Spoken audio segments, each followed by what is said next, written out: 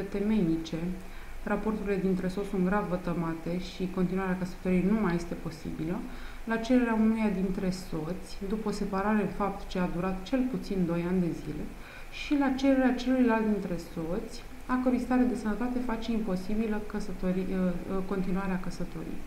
Toate aceste prevederi sunt dezbătute în Codul Civil, respectiv noul Cod Civil.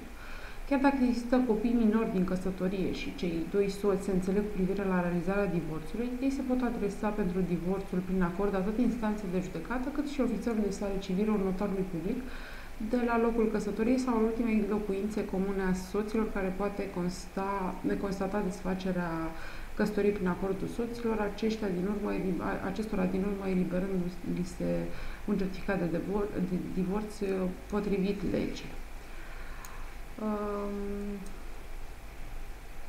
Pentru pronunțarea divorțului din motive temeinice, motivele divorțului ar fi acestea, instanța trebuie să constate, conform articolului 38 aliniatul 1 din Codul Familiei, existența unor 3 elemente: existența motivelor temeinice, existența raporturilor dintre soți grav vătămate și imposibilitatea continuării căsătoriei.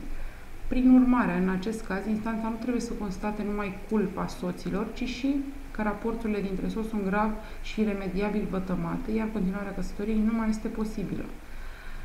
În timpul procesului de divorț, cei doi soți hotărăsc dacă acela dintre ei care și-a schimbat numele de familie și va păstra și după divorț, fiind un element foarte important, sau va reveni la numele avut anterior. Există însă și motive întemeiate. De exemplu, soțul care și-a schimbat numele este deja cunoscut și are o reputație cu numele dobândit în urma căsătoriei. Un nume important, eu știu, medic sau... Numele se poate păstra chiar și în lipsa unui acord dintre părți, dacă instanța de judecată va decide astfel.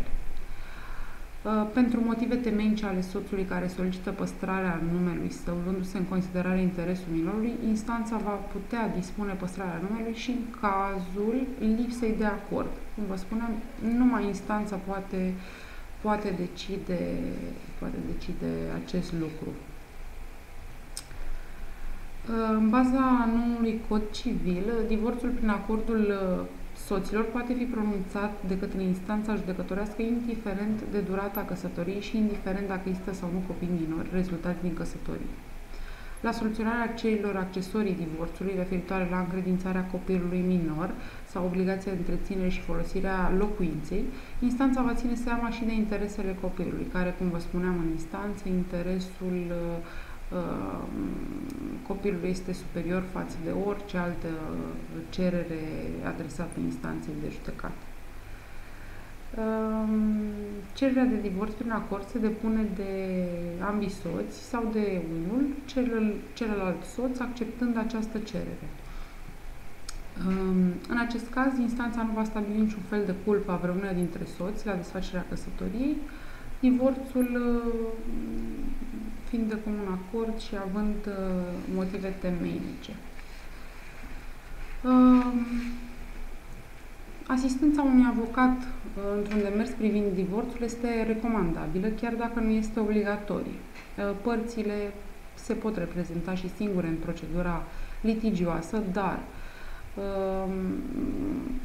de-a lungul procesului se pot ivi probleme care ar putea pune părțile în dificultate. De aceea este recomandat ca părțile să-și asigure asistența juridică din partea unui avocat. Procedura descrisă de Codul Civil de realizare a divorțului în notariat presupune și o serie de demersuri succesive. 2-3 prezențe la notar, documentele de redactat, transcriere la starea civilă de către notar a informațiilor privind divorțul, demersuri care duc la niște costuri, cum vă spuneam de la începutul discuției, la niște costuri foarte ridicate în comparație cu costurile unui divorț desfășurat în instanța de judecată. O altă soluție ce poate fi mai avantajoasă financiar este cea a divorțului realizat direct la starea civilă, dar și acolo este posibil ca timpii de programare și efectuarea divorțului să fie importanți și aglomerația să fie semnificativă, fiind o instituție publică, toată lumea știe birocrația de la aceste instituții și timpul care se pierde. În alt ordine de idei, avocatul poate furniza asistență de specialitate în demersurile privind divorțul, atât prin instanță, cât și prin procedura administrativă. De aceea vă spuneam că în orice situație, orice situație ar fi aleasă de părți pentru respectivul divorț, consultanță de specialitate din partea unui avocat, eu consider că ar trebui să existe. Având în vedere faptul că se poate furniza asistență de specialitate, atât în instanță cât și administrativ. Toate demersurile s-ar desfășura în litera legii, ar fi corect făcute, fără a se complica părțile. În cazul în care se ajunge la un acord, părțile ar putea fi sfătuite în a alege cele mai bune, ar putea alege cele mai bune, să zic așa, urmări ale divorțului.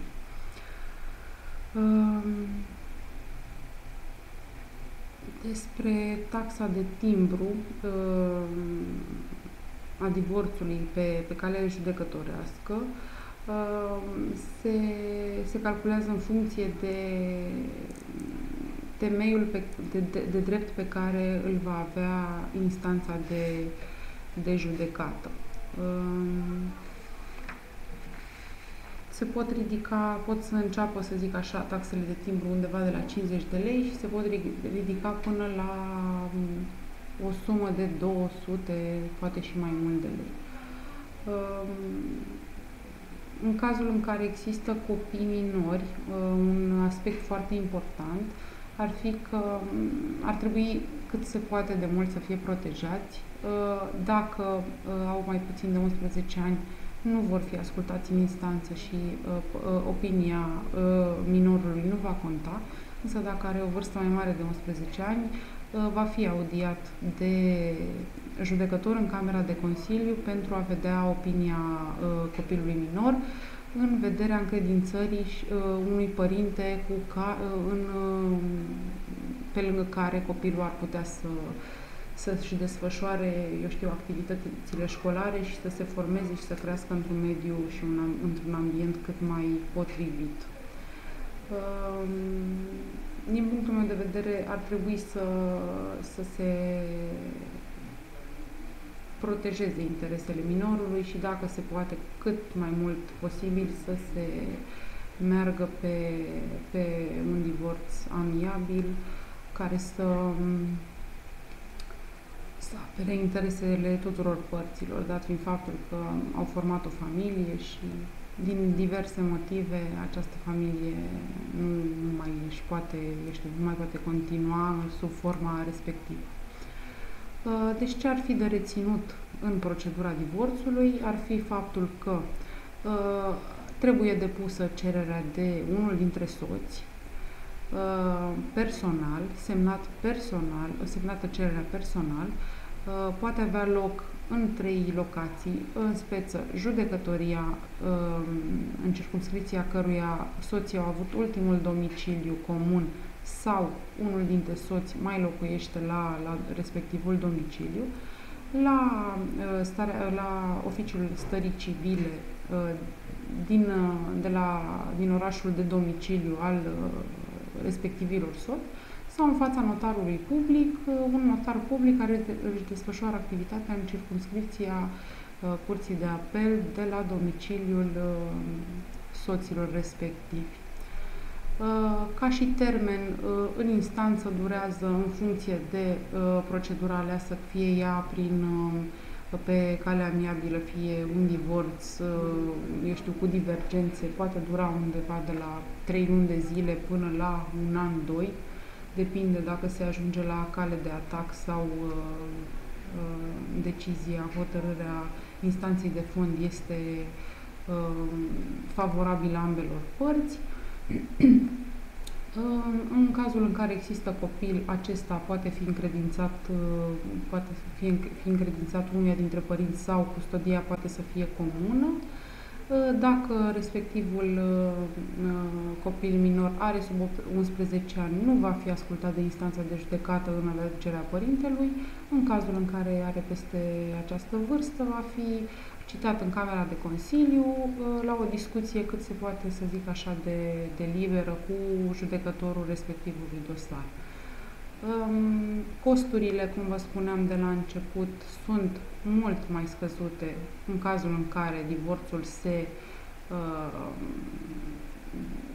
pronunță prin intermediul instanței de judecată, evitându-se în cazul oficiilor de stare civilă aglomerația și birocrația, iar în cazul notarului public, costurile extrem de ridicate.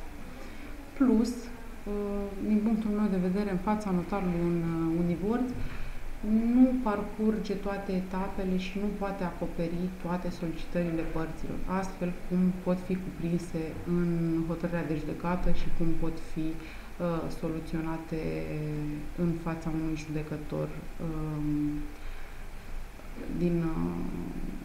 de la judecătorie, să zic așa. De preferat ar fi ca părțile să-și aleagă un avocat și înainte să ia această decizie și pe perioada desfășurării ei, în vederea obținerii unor rezultate cât mai bune, dar și în vederea, eu știu, unei consultanțe de specialitate care să ajute părțile în toată această procedură.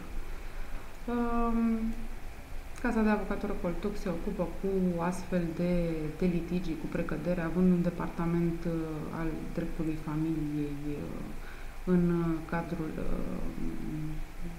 casei de avocatură.